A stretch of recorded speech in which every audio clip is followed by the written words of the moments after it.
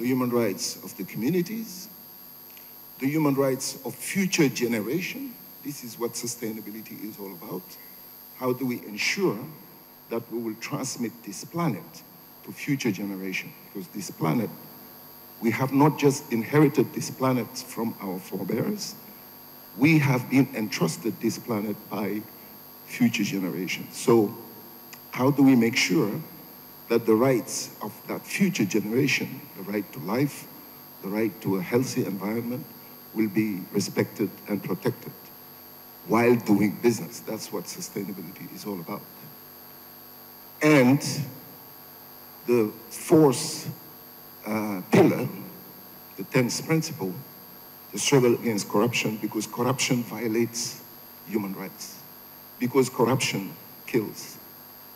We have had, for the past 18 months in Senegal, a big trial of Karim Wade, who is the son of the former president.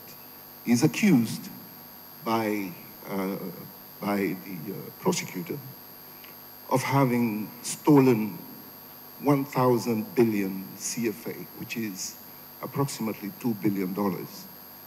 Maybe in the context of Nigeria, that's not so important. But Senegal is a very small country and a poor country. We don't have oil.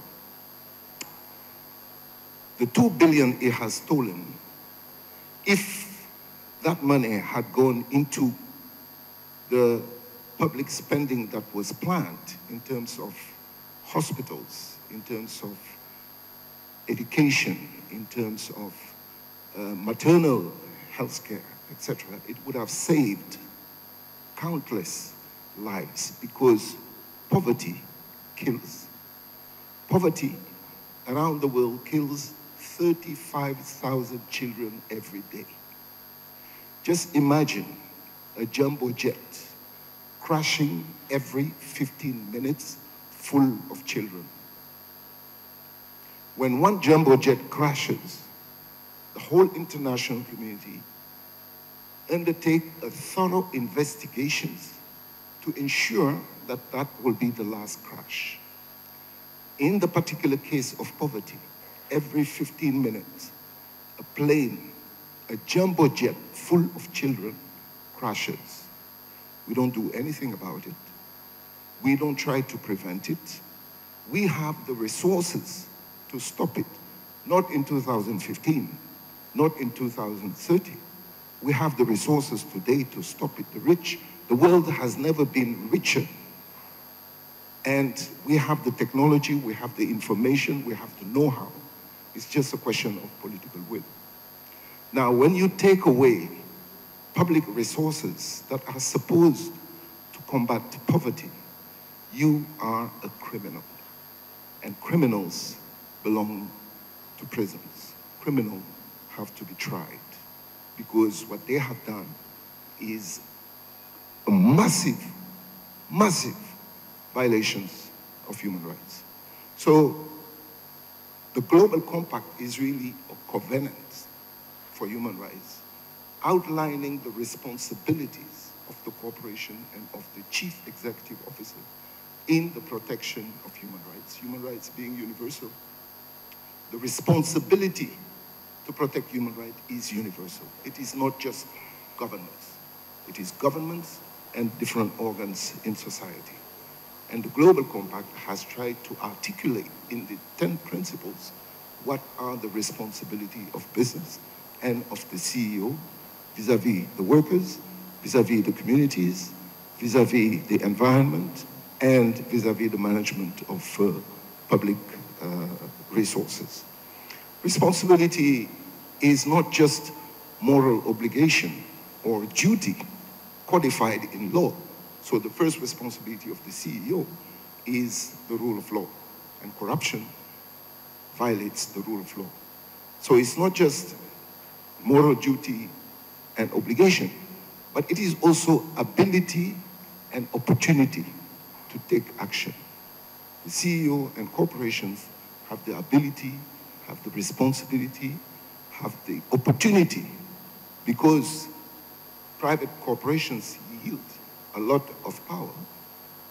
This power of the state has been reduced on two counts. One, in terms of the economic initiative, and secondly, in the field of security, when we see the challenges posed to the state by armed opposition groups, which put the state in a position where it cannot guarantee the security of its citizens without international cooperation. But this opportunity is there to take action independently, and the CEO can take action to make sure that human rights will be respected, to make sure that the environment will be protected, and to combat corruption. And this obligation, this set of principles have to permeate all the operations, all the strategies, and all the programs of the company. Like Bob Collymore said, it is not something to be put in a corner in the hands of one person who will be independently responsible. It has to permeate throughout the company, from the chief executive officer to the worker. Thank you. And Global Compact offers the opportunity to take action to fulfill that responsibility. The Africa strategy, and I will finish with that, I will not touch football, I can guarantee you. Africa is a land of opportunity. It is not a new frontier. Africa is an old frontier. It is the opportunities that have changed. Initially, Africa was the reservoir for the labor force that was captured, imprisoned, and shipped away to the Americas to build the other continent. Then, colonialism is the opportunities to capture the raw material and the resources, again, to ship them to build other continents. Today, it is that opportunities that has changed. It is the opportunity to create value and to export value. Now, as Africa opened its doors to investors, to corporations, we want to make sure that those corporations, that those investors will do good to Africa. That is why a strategy on corporate social responsibility, which outlines the responsibilities of those investors, the responsibilities of those corporations, and the responsibility of the African corporations in the field of human rights, protecting the rights of the African workers, protecting the rights of the African population, protecting the rights of future generations by respecting and protecting the environment, and protecting the rights of the citizens by ensuring that the public purse will not be used for private means. So that is what the strategy tries to cover by binding corporations, African CEOs, foreign CEOs operating in Africa, to make sure that they will live up to their responsibilities and that we will not repeat the past history of offering opportunities to others without benefiting the African people. So thank you very much, Madam Chair, and I hope you will call the meeting to a close very quickly, because the game is at 3. Thank you very much, Pierre. Thank you so much, Elias. And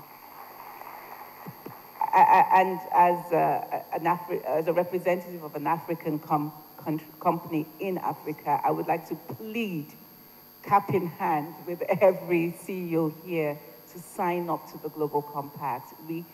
People will not do us well unless we wish ourselves well. And so we really need to take this on board. Please, we do not have time for questions right now, but if you would like to know more about the work of the Compact, the details are there.